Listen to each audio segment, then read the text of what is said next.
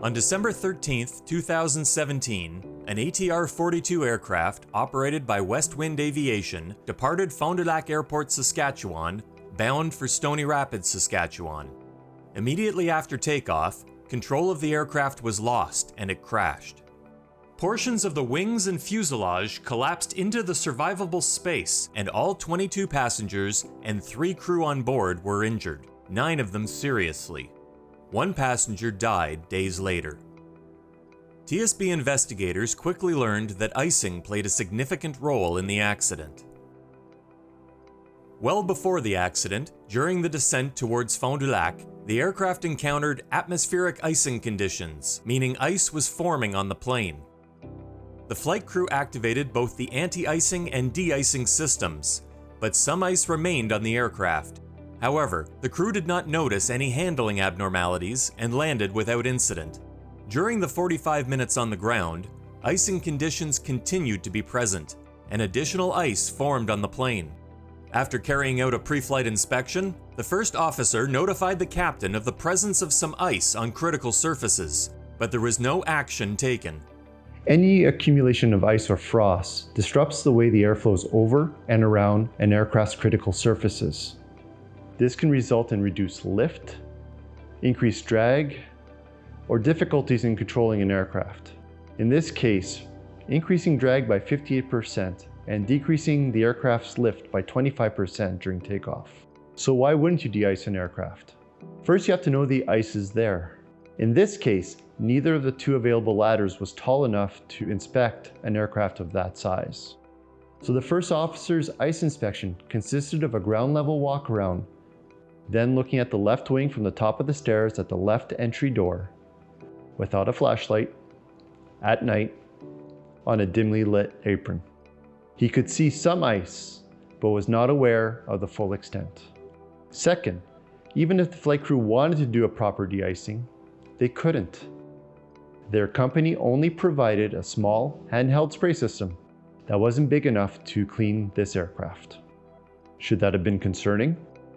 Well, the crew did discuss the ice on the aircraft, but the practice of taking off without de-icing had become normalized. Each successful departure just reinforced the idea that everything would be fine the next time too.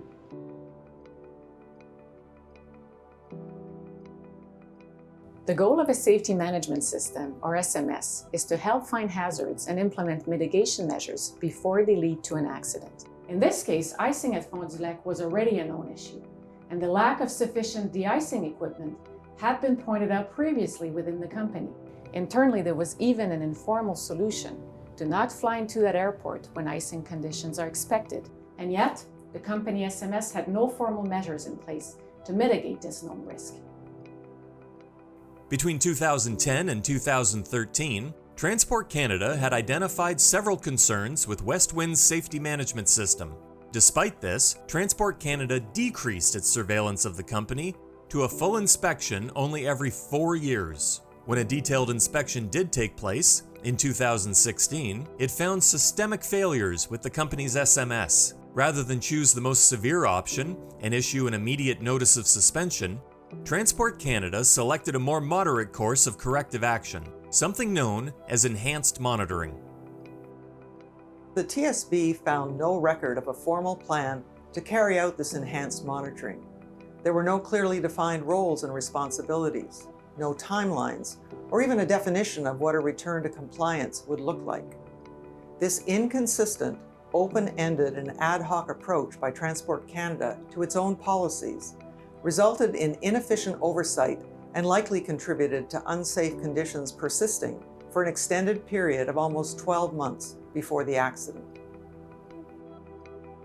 The TSB learned relatively early in this investigation that flight crews operating out of many of Canada's remote and northern airports frequently take off with contaminated critical surfaces. In fact, almost 40% of respondents to a TSB survey stated they were rarely or never able to have their aircraft effectively de-iced at these airports. As a result, the TSB issued 2 recommendations in 2018. The first aimed at making sure adequate de-icing and anti-icing equipment is available for those operators who need it. The second urged Transport Canada to take action to improve compliance with the regulations to reduce the likelihood that crews take off with snow or ice contamination. The operator in this occurrence has taken steps to improve its internal risk assessments and now provides additional training, guidance, and better de-icing equipment to its crews. However, until the TSB's 2 recommendations are fully implemented, what happened to this flight crew could still happen at many of Canada's remote and northern airports.